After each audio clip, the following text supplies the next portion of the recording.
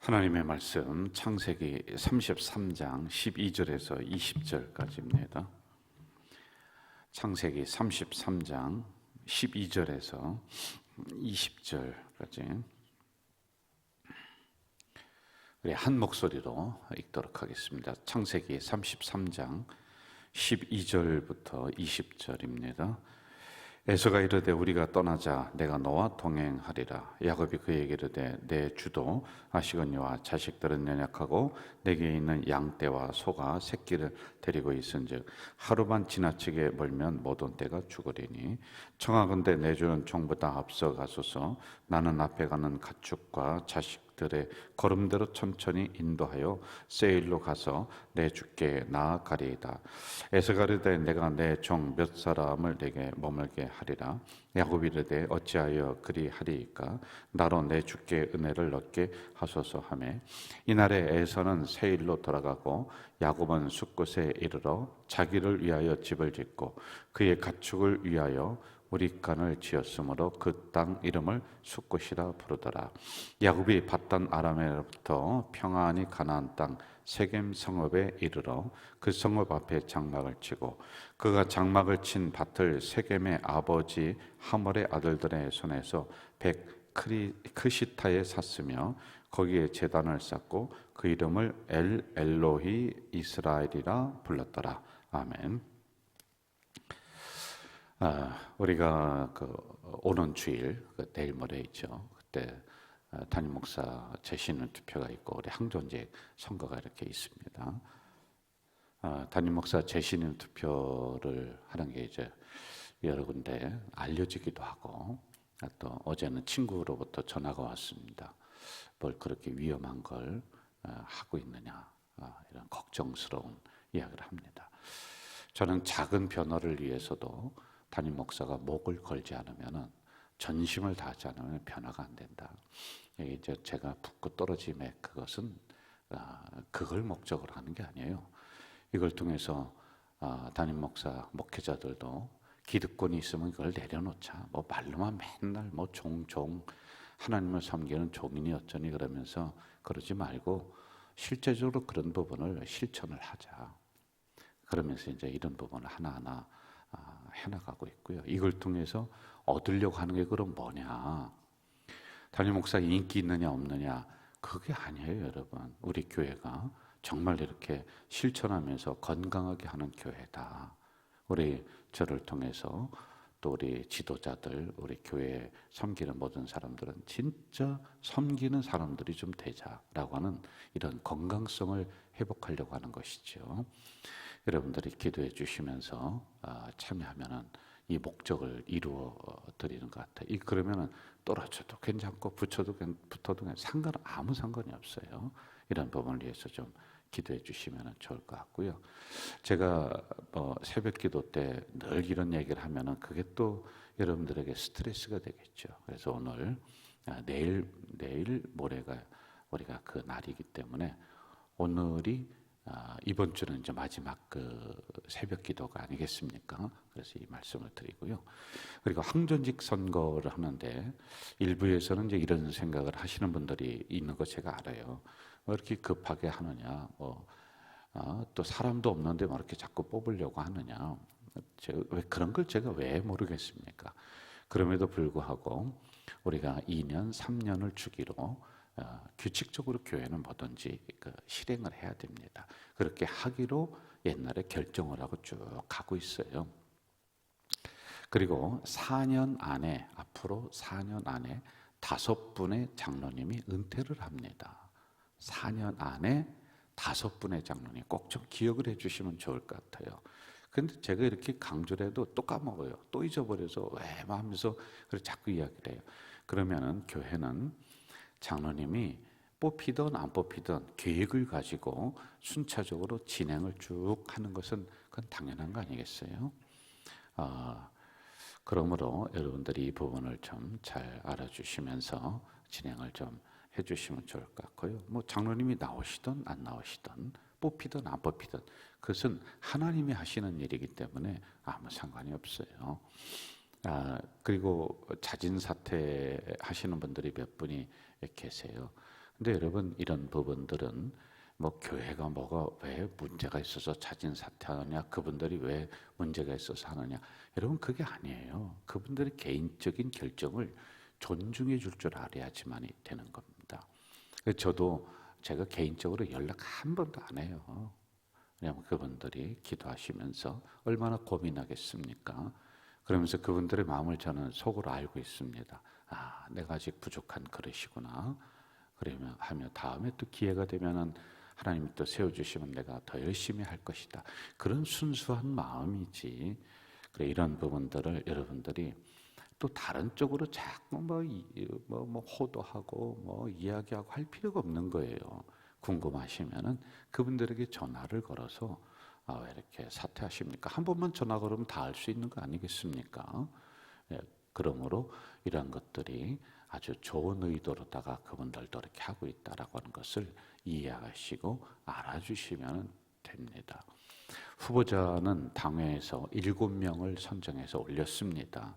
그럼 그 다음에 7명을 선정해서 올렸으면은 그 다음에 그분들의 개인적인 이유로 올해는 이번 기회는 제가 자진 사퇴하겠습니다. 그러면은 우리 장로님들이나 부교육자들이 몇 번을 서로 이야기하고 했습니다. 그래도 자진 사퇴하겠다면 그것도 귀한 겁니다. 그러면서 우리가 기도하면서 해나가면 될 거예요. 남은 그 후보자를 가지고 우리가 선택을 하고 또 안 되면 안 되는 대로 또 다음 기회를 좀 보고 되면 되는 대로 감사한 것이고 그렇게 해나가면 되지 않겠습니까? 이런 부분을 가지고 더 기도해 주시기를 바라겠습니다. 제가 이제 웬만하면은 좀 뭐 새벽에 이런 얘기를 드리지 않는데 한 번쯤은 말씀을 좀 드리면은 또 유튜브를 보는 분들도 있을 거 아니겠어요? 그래서 정확하게 이해하겠다. 근데 오는 주일에 내가 또 주저리 뭐 이런저런 얘기 하고 그러면 아유 저 담임 목사 지 선거하는데 떨어질까봐 저렇게 또 안달하면서 이야기한다. 이런 또 이야기가 나올 수 있지 않겠습니까? 그래서 오늘 기도하시는 분들이기 때문에 이 말씀을 드립니다. 더 기도 많이 해주시면 우리 교회는 정말 멋진 교회입니다. 여러분 우리 교회가 뭐 뒤에서 뭐 꿍꿍이 속을 가지고 이렇게 전혀 없습니다. 하나에서부터 열까지 다 투명하게 다 드러내놓고 뭐 담임 목사도요. 저는 이렇게까지 하고 싶어요. 담임 목사가 받는 사례금이 있잖아요. 그러면 그 씀씀이를 그냥 다 기록을 해서 성도들에게 한번 올려드리고 싶어요. 인터넷이라든지 우리 홈페이지에 이렇게 살고 있습니다. 이런 것도 하고 싶은 목사입니다. 그래서 뒤에서 무슨 일이 있느냐 없냐. 아니 우리가 제가 와서 20년 동안 그렇게 했으면은 성도님들이 뭐 눈치가 구단인데 그것도 모르겠습니까? 그렇게 안 했기 때문에 우리가 이렇게 여기까지 오고 건강하게 온 것이다라고 하는 것이죠. 그리고 또 일부에서는 이렇게 생각하는 분들이 있어요. 이럴 때 이제 여성 장로도 나오면 되지 않느냐. 여러분 모든 게 순서가 있고 절차가 있고 이런 게 단계가 있는 거예요. 갑자기 힘을 가서 그렇게 급작스럽게 하고 그러면요.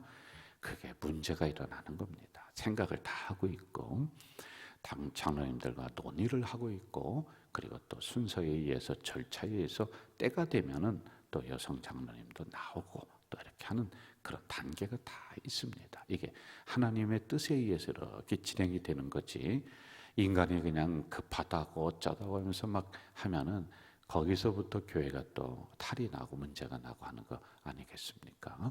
이런 부분도 생각을 하며 기도하며 이렇게 나가야 합니다. 제가 여러분 우리 교회 섬긴 지 20년이 됐는데 우리 교회 영적인 흐름을 모르겠습니까? 그래서 여러분 너무 급하게 뭐든지 하면요. 이게 거기서부터 교회가 문제가 일어나는 거예요. 이런 부분도 저도 기도하면서 때가 언제인가? 하나님은 우리 교회를 언제 여성 장로님을 세울 건가? 이렇게 진행하면서 보고 있는 거예요.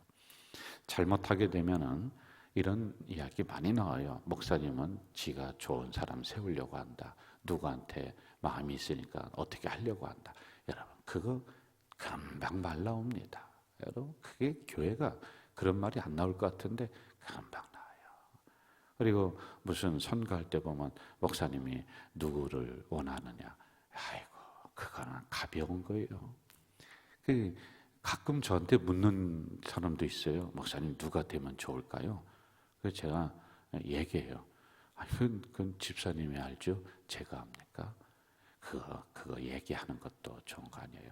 담임 목사는 누가 되든지 어떤 분이 되든지 하나님이 허락해 주신 분이고 함께 하면 되는 것이죠. 자, 여기까지 하고 이해가 되셨죠, 여러분들? 그래서 더 기도해 주시면서 우리가 축제가 될 수 있도록 해 주시면 돼요. 그럼 무슨 이야기가 문제가 있어서 담임 목사가 이런 이야기를 또 하느냐? 그건 아니에요. 한 번쯤은 이렇게 또 정확하게 짚고 넘어가는 게 좋겠다라고 하는 것입니다. 또 나는 이제 자진 사퇴하겠다 더 이상 뭐 하면서 자꾸 뒤에서 이렇게 하는 분들이 임박했는데 그런 분들도 있을 수 있습니다. 근데 그것도 이제 거기까지예요. 언제까지 그걸 또 자진 사퇴를 받아들이고 하겠습니까? 투표 용지도 다 나오고 했으면은 거기까지 이제 하나님에 의해서 성도들의 손에 의해서 뽑혀지는 거 하나님께서 하시는 거예요. 그러니까 맡기면서 기도하면서 가면은 반드시 된다는 법이 어디 있습니까? 될 수도 있고 안 될 수도 있고 그럼 그것도 하나님께서 허락하시는 대로 우리가 그동안에 잘 해왔으니까요. 그런 형태로 기도하시면서 진행하면 되겠다. 죄송합니다. 자, 우리 말씀으로 한번 또 들어가 봅시다. 우리 12절로 한번 좀 가봅시다. 12절 같이 한번 읽어볼까요? 12절 시작. 에서가 이르되 우리가 떠나자 내가 너와 동행하리라 이렇게 나옵니다. 자, 지금 우리는 야곱에 대해서 새벽에 묵상을 하고 있습니다. 저는 야곱을 묵상을 하면서 어제도 잠깐 이야기했는데요. 우리 인생을 완전히 축소해 놓은 게 야곱과 똑같아요. 야곱도 도망가는 인생이었고 빈털터리의 인생이었고 그렇습니다. 그런데 고난을 겪으면서 하나님의 은혜를 경험하고 하나님이 부를 축적하게 해줍니다. 그런 인생이 점점 지나면서 더 피폐해지고 어려운 것이 아니라 이러한 고난을 겪으면서 하나님이 더 부하게 만들어줘요. 창조의 복을 이렇게 주는 겁니다. 때가 덕지덕지 묻었는데 그걸 하나하나 벗겨내면서 하나님의 사람으로 변화가 되어 나간다. 이걸 보거든요. 우리와 똑같습니다. 여러분 예수님 처음 믿을 때 교회 처음 나올 때 거룩하고 여러분 30년 전에 여러분을 돌아보세요. 똑같습니다. 저 집사님 왜 저래? 그게 여러분이었다니까요. 나와서 삐죽삐죽하고 조금만 저기 하면 교회 안 나오고 도망가고 시험 들었다고 주저앉고 누가 문제라고 손가락질하고 그게 여러분의 30년 전의 모습이라니까요. 딴 얘기 하지 마세요. 그렇지 않습니까? 그런데 여러분들이 어떻게 됐어요? 야곱과 같은 나이인데 이런저런 고난을 겪으면서 10년, 20년, 30년 지났더니 사람이 변화가 되는 거예요. 신앙이 좀 성숙해지는 거예요. 그리고 하나님이 이렇게 우리의 모습을 온전한 모습으로 성숙한 모습으로 변화시켜 나가는 그러한 단계예요. 그게 여러분이에요. 그게 나예요. 그게 야곱이에요. 그래서 야곱을 보면서 그 안에서 우리는 나의 인생을 보는 것이다. 이렇게 우리가 평가하면 좋을 것 같아요. 결국에 야곱은 이렇게 고백합니다. 하나님 한 분이면 됩니다. 모든 것이 은혜입니다. 모든 것이 감사입니다. 라고 변화가 되고 있는 것입니다. 자, 지금 형이 죽이려고 쫓아왔습니다. 그런데 거기서 용서하고 화해하고 선물을 주고받고 우리가 그동안에 다 했었죠. 그런데 지금 에서가 뭐라고 하냐면 야곱에게 동생에게 야 동생아 내가 너의 길을 인도하겠다. 이렇게 변화가 되고 있단 말입니다. 그러자 한번 보세요. 야곱이 참 지혜로워요. 여러분도 그걸 우리가 배워야 됩니다. 13절, 14절 같이 읽어봅시다. 13, 13 시작.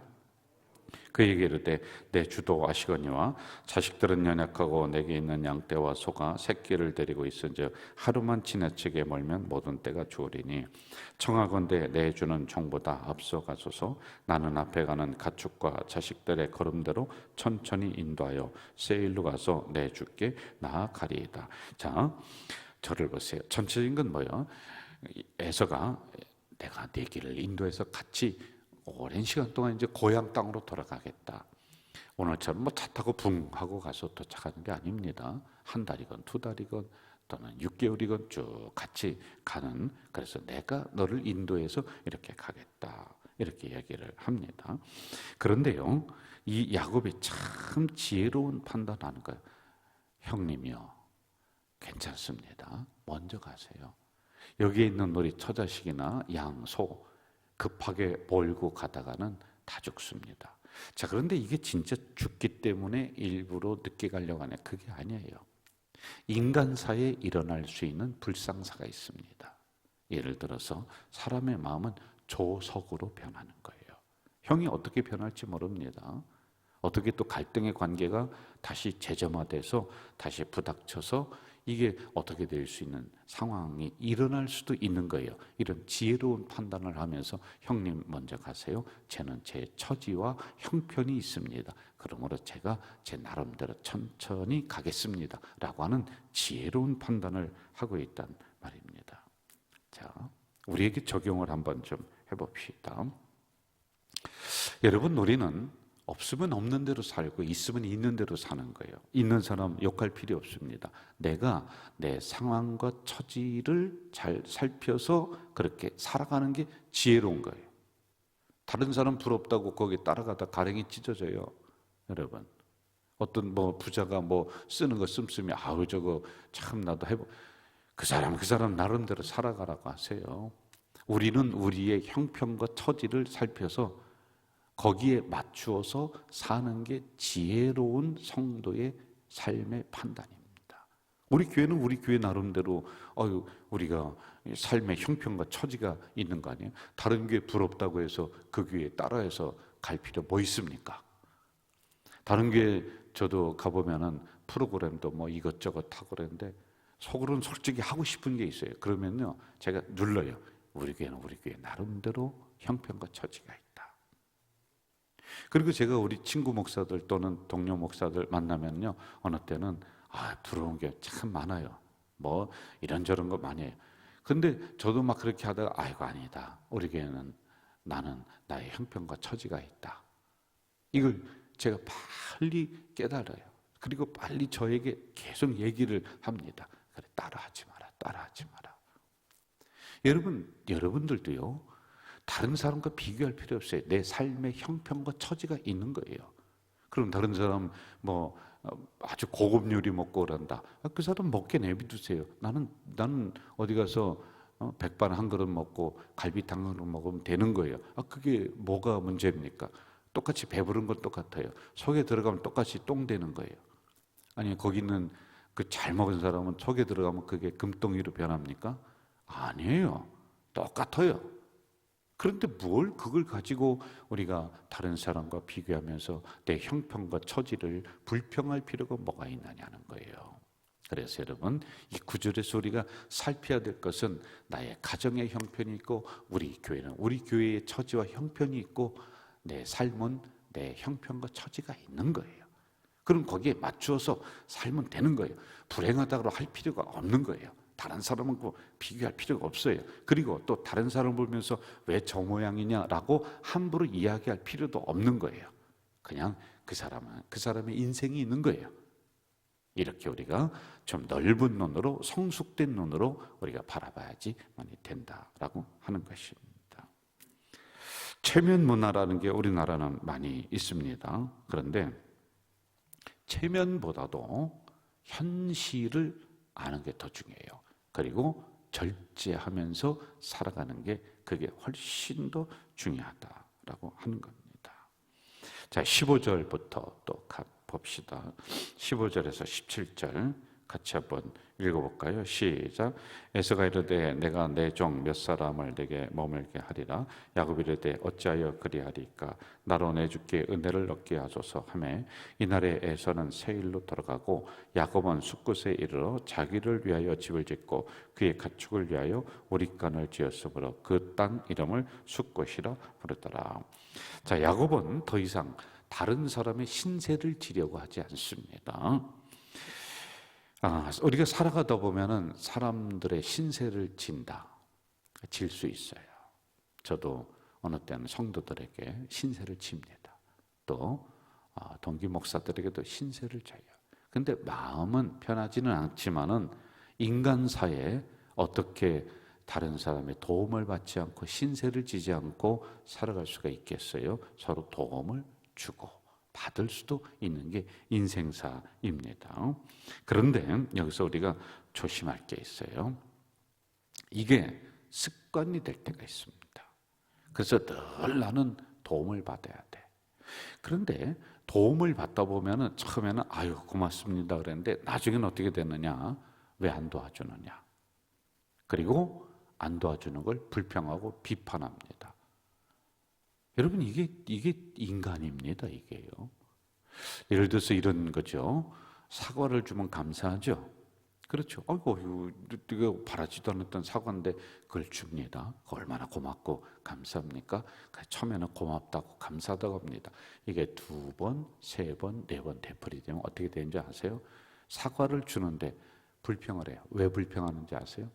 이왕 주려면은 깎아줘야지 왜 안 깎아주느냐? 사과 깎아달라고 하는 거예요. 지가 깎아먹지. 이게 인간입니다.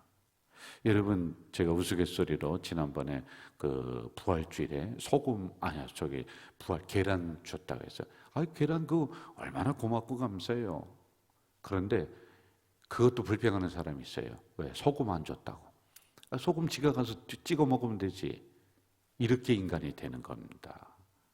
그래서 여러분 이게 다른 사람이 도와주는 것을 당연하게 생각하면 안 돼요.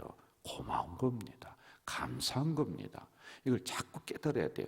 저도 어느 때는 그럴 때 있어요.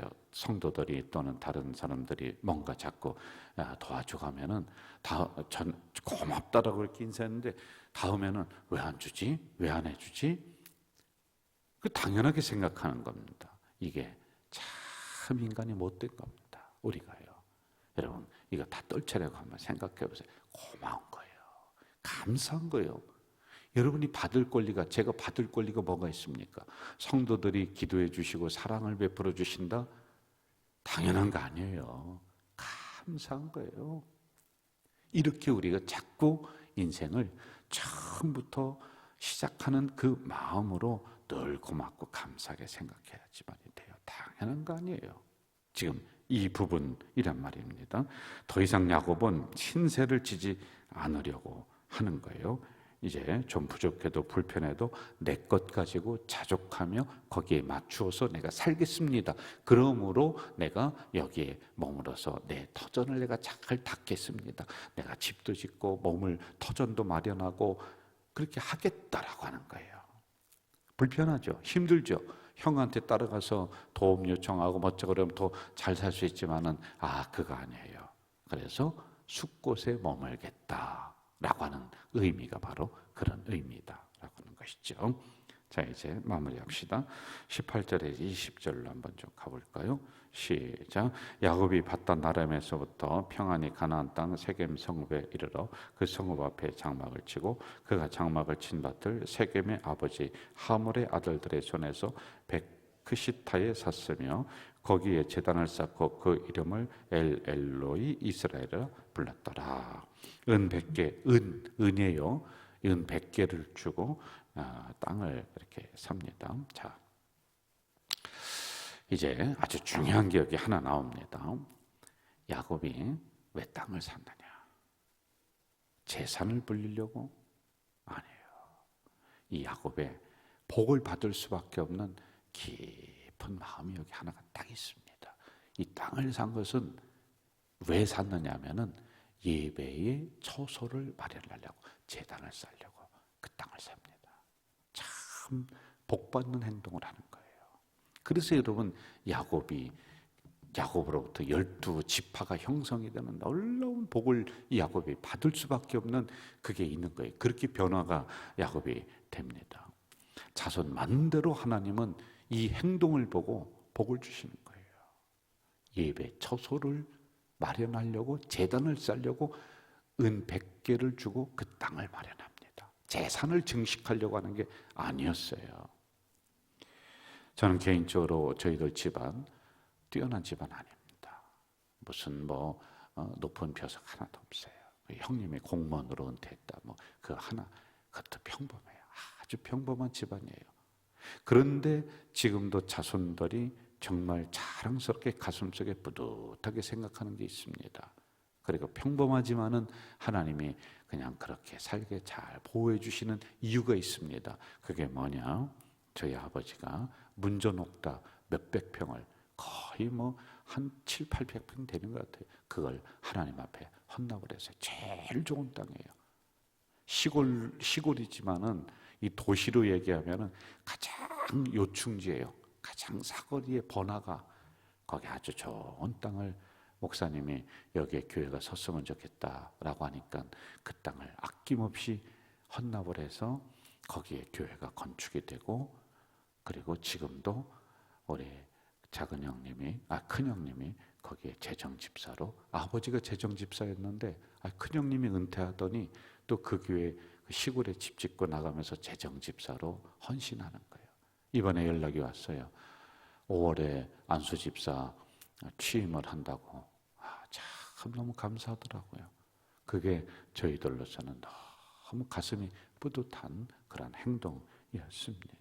자, 약속의 땅 이름을 엘로헤 이스라엘. 그 하나님은 이스라엘의 하나님이다. 자, 이것은 무슨 얘기냐면 다른 사람의 하나님이 아니라 내 하나님이다. 우리 가정의 하나님이다. 우리 집안의 하나님이다. 라고 하는 의미란 말입니다.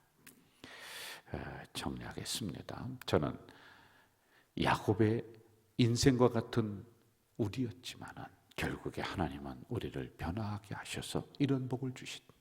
이런 은혜의 역사가 우리 성도들에게 더 일어나기를 주의 이름으로 축복합니다. 전능하신 아버지 하나님, 이 새벽에 연약한 저희들을 깨우시고 말씀 주셨습니다. 감사합니다. 오늘 주신 말씀을 가지고 또 하루를 승리하며 나가는 우리가 되도록 인도해 주시옵소서. 예수님의 이름으로 기도하옵나이다. 아멘. 하늘에 계신 우리 아버지, 아버지의 이름을 거룩하게 하시며 아버지의 나라가 오게 하시며 아버지의 뜻이 하늘에서와 같이 땅에서도 이루어지게 하소서.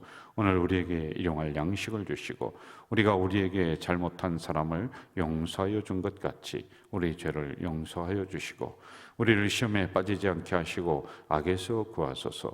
나라와 권능과 영광이 영원히 아버지의 것입니다. 아멘.